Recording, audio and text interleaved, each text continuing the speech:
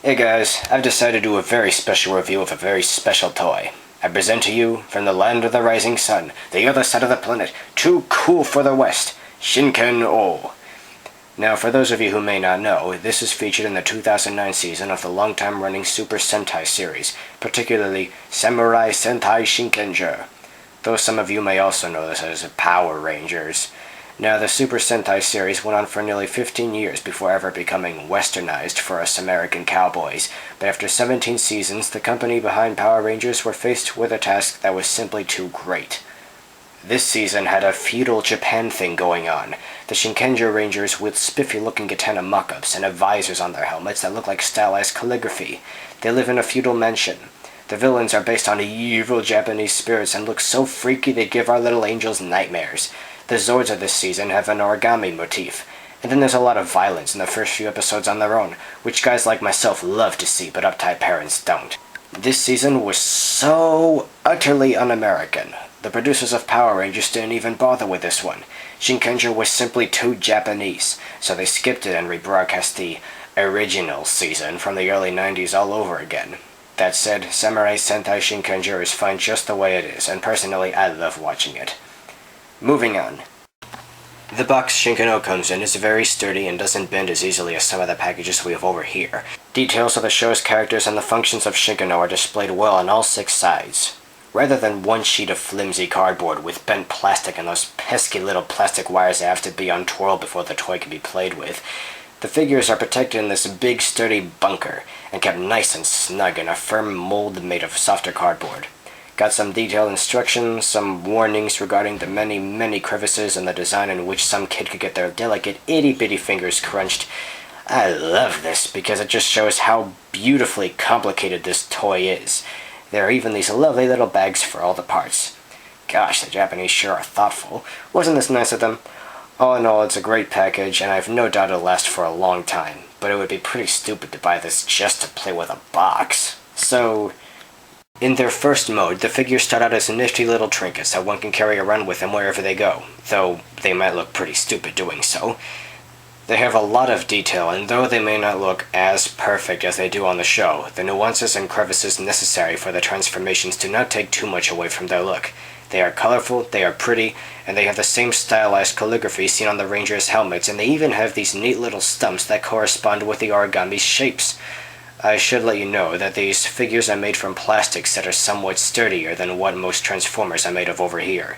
This is because the manufacturers use materials that folks in the USA are worried may be toxic for small children. That said, such materials only make these figures stronger, and I'm sure none of these little guys could have any negative effects unless you do something really stupid like, say, suck on them for hours on end. I've handled them for a few days now, and I don't feel anything strange that could...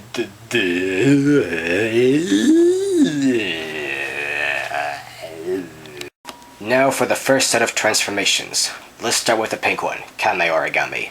This transformation is without a doubt the most simple of the bunch. Compared to some Zords from previous seasons, this turtle seems a little unorthodox, but still, it is a nice little turtle. It doesn't have much posability, but then again, neither do most real turtles. But the flippers move, so you can pretend it's swimming, which I guess is fun. Some have complained that there isn't enough pink on this pretty little thing, but I don't mind that one bit. If any figure was completely dominated by pink, I just wouldn't be able to take it seriously. Still, it has some pink, and all 5 figures have little bits of gray or silver here and there, so it doesn't clash with any of them. Next, we have Saru Origami, which is slightly more complex. The color scheme is very easy on the eyes, proportions are nice, there's a good amount of detail, especially in the monkey's face and hands, and it has a fair amount of posability. I'm not sure just what kind of monkey it's supposed to be, but it is unmistakably a monkey anyways. Some parts stick out and they may look awkward at first, but please remember that these figures are all supposed to look something like regular origami, which is paper folded into slightly awkward but often beautiful shapes that resemble animals, like these things. That said, this little fella is freaking adorable. Next we have Kuma Origami, who becomes a bear.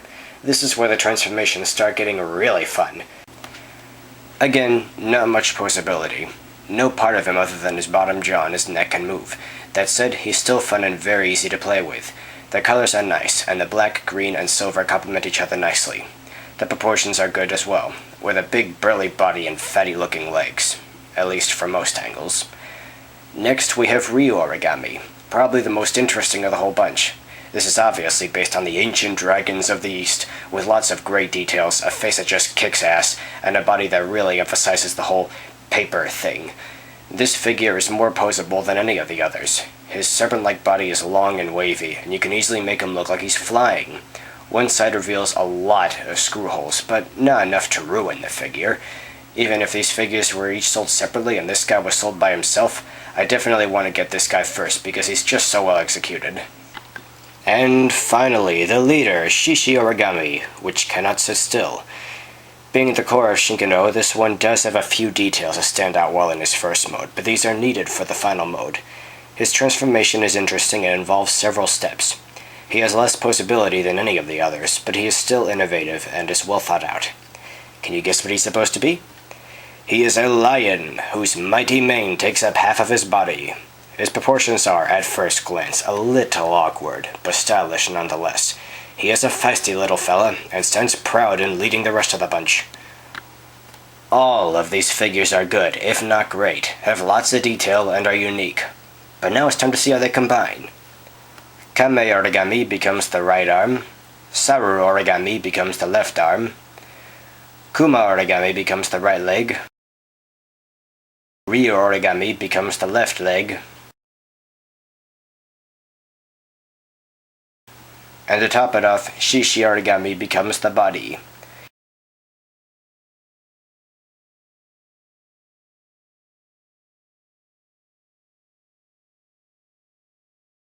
Shinken Oh's helmet is ever so conveniently stored in Ryu origami's body, which is better than just carrying it around separately. We also have weapons. The main weapon is a giant katana blade that in length is almost as long as Shinken Oh is tall. Along one side there are lovely marks that depict all the origami as they are ready to fight against evil. It is not futuristic, it is not pretentious, and it mimics the blades that real samurai would use centuries ago. On the other side there are grooves that are quite painful to have to look at. At first I thought the manufacturers were just cutting corners and not closing up this side, but after playing around with it I realized there's a purpose for this. These grooves exist so that the sword can slide into Shinken Oh's hip and stay there. It won't just fall out this way, which I can really appreciate. He also has a shield, which has a fancy schmancy disc that is compatible with the rest of the toy line. You can attach it to his left arm or store it on his back, which is how real samurai would carry it a long time ago when not holding it. And now for the final step, revealing the face and putting on his helmet. Samurai Gatai, Shinken Oh! And there you have it. This guy is amazing. Just about every single part of his body flows into every other part, and he is extremely well designed. His colors and proportions are eye-poppingly fun, and to sum it up, he is just epic. As for posability, well, his head cannot turn, his knees do not bend, and his arms can only move so much. Still, you can twist his right hand to make him block some other figure's attack. Aside from that, Shinken Oh cannot move. But that's okay, because he looks fine just standing triumphantly with that stoic face. But I'm not saying this guy is all looks either. As you have seen, while the combination is no more complex than Voltron, the transformations are complicated and involved. While robots with massive guns and rockets are all fine and dandy, none of them would exist if people hadn't figured out long ago that you can change the shape of something by folding it. Transformers, Robotech, Gundam, the essence of all these things was inspired by the ancient methods of folding paper into many wondrous things. Shinken Oh, the Megazord that never was, embodies this very well and embraces the art of transformation in a way that not many others have. Because of this, it is one of the coolest and most beautiful figures I have ever seen. All in all, a great figure that I do recommend to anyone who can get their hands on one for relatively cheap.